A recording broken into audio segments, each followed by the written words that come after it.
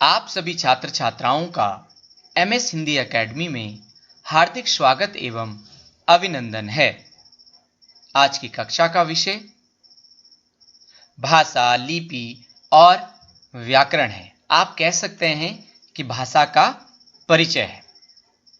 परीक्षा की दृष्टिकोण से आज का विषय बहुत ही महत्वपूर्ण है। यह विषय इसलिए भी खास है कि यह विषय सबके लिए अनिवार्य है। कक्षा 6 से लेकर और अनंत आप कह सकते हैं सभी प्रतियोगी परीक्षाओं के लिए यह बहुत ही महत्वपूर्ण है। हम किसी भी क्षेत्र में हैं, भाषा, लिपि और व्याकरण का ज्ञान हमें होना चाहिए। इसलिए यह विषय सामाजिक और व्यवहारिक दोनों रूप से बहुत ही महत्वपूर्ण है। इस विषय की महत्व को समझते हुए आज हमने आपके सामने इस विषय पर चर्चा करना जरूरी समझा। इससे पहले भी सभी प्रतियोगी परीक्षाओं के लिए निरंतर हम हर विषय पर चर्चा कर रहे हैं। जिन लोगों ने पूर्व वीडियो नहीं देखी वह उनका अध्ययन करें और निरंतर अपने लक्ष्य के प्रति कार्यरत रहें और उसके लिए निरंतर प्रयास करें ताकि आपको, हमको सफलता हासिल हो और हम अपने लक्ष्य को पा सकें। तो चलिए आज विषय पर चर्चा करते हैं। आज का विषय हमारा भाषा। भाषा मनुष्य की अभिव्यक्ति का महत्वपूर्ण साधन है। आप समझ सकते हैं कि बिना भाषा के हम अपने विचारों का आदान प्रदान नहीं कर सकते। इस संसार में, इस सृष्टि में परमात्मा के द्वारा सभी प्राणियों में या सभी रचनाओं में हम कह सकते हैं सबसे श्रेष्ठ जो प्राणी या जन्म जो माना गया है वो मनुष्य है। और इसलिए भी भाषा का महत्व और बढ़ जाता है क्योंकि आपको समाज से जुड़े रहना है, समाज को समझना है। तो इसलिए आपकी भाषा का प्रभावी होना अति आवश्यक है, जो आप पर एक अलंकार का कार्य करती है। भाषा वह माध्यम है जिसके द्वारा हम अपने विचारों और भावों को व्यक्त कर सकते हैं। साधारण शब्दों में हम कह सकते हैं कि भाषा के द्वारा या भाषा वह साधन है जिसके द्वारा हम अपने विचारों का आदान प्रदान करते हैं, जैसे कि अभी हम कर रहे हैं। भाषा शब्द का क्या अर्थ है?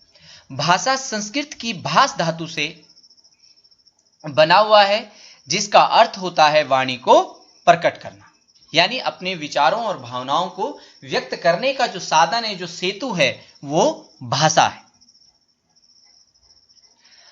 भाषा के मुख्य दो प्रकार होते हैं। पहला मौखिक, जब हम वर्ण ध्वनियों की सहायता से अपने विचारों का आदान प्रदान करते हैं तो उसे भाषा का मौखिक रूप कहते हैं।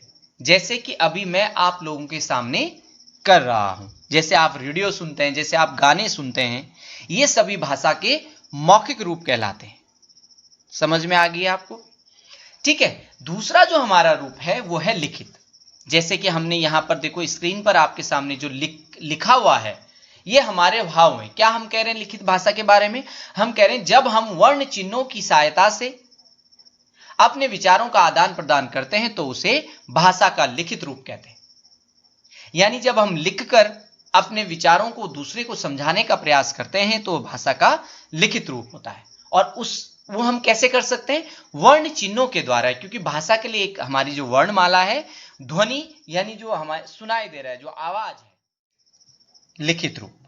तो हमें इस बात को अच्छे से समझना होगा कि जब हम, जैसे कि हम रेडियो सुनते हैं तो मौखिक रूप में हम बात कर रहे हैं, या फिर जब हम अखबार पढ़ते हैं तो लिखित रूप में बात करते हैं। इससे दूसरा हमारे पास है मूल रूप। आपको पता है जब हम भाषा को सीखते हैं, किसी भी भाषा को जब हम सीखते हैं तो संकेतों के द्वारा स्टार्ट होता है। जब एक छोटा बच्चा होता है, बालक होता है, और वो भाषा को सीखने का प्रयास करता है तो उसकी जो शुरुआत होती है वो मूल रूप से होती है। हमने अपने जीवन में, आप लोगों ने देखा होगा, छोटे बच्चे से जब आप बात करते हैं जिसे बोलना नहीं आता है, तो हम उससे जब बोलते हैं तो वो हमारी साउंड को डिकोड नहीं कर सकता, हमारे द्वारा दी गई वर्ण ध्वनियों को वो समझ नहीं पाता है, बल्कि वो हमारे इशारों को देखता है। तो हम बोलते भी हैं और इशारे भी करते हैं, तो हमारे पहले वो इशारों को समझता है। तो इसलिए भाषा का जो मूल रूप है वो सांकेतिक है। जब हम विशेष संकेतों की सहायता से अपने विचारों का आदान प्रदान करते हैं तो उसे भाषा का सांकेतिक रूप कहते हैं। ठीक है, और यही इसका भाषा को जो सीखने का जो क्या कहते हैं, सीढ़ियां हैं वो इसी तरीके। सबसे पहले सांकेतिक, फिर मौखिक, और फिर आता है लिखित। भाषा के अगर सबसे शुद्ध रूप की हम बात करते हैं तो वो लिखित ही होता है, क्योंकि मौखिक रूप में हम क्या कर सकते हैं, बहुत सारी चीजों में त्रुटियां आ सकती है व्याकरण की दृष्टि से। वैसे तो अगर आप अपने विचारों का आदान प्रदान कर रहे हैं, दूसरी आपकी बात को समझ रहे हैं और दूसरे की आप समझ रहे हैं, तो वो पूरी तरह से भाषा है।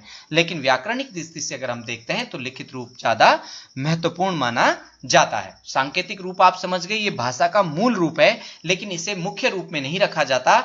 आपको ध्यान रखना होगा, अगर पूछा जाता है भाषा के मुख्य रूप तो 2 आंसर होगा, और अगर पूछा जाएगा भाषा के कितने रूप होते हैं तो आप 3 आंसर देंगे। इतना आपको आज समझ में आया होगा भाषा के बारे में। आगे हम अगले भाग में भाषा पर और आगे चर्चा करेंगे। धन्यवाद। हम आपके उज्जवल भविष्य की कामना करते हैं।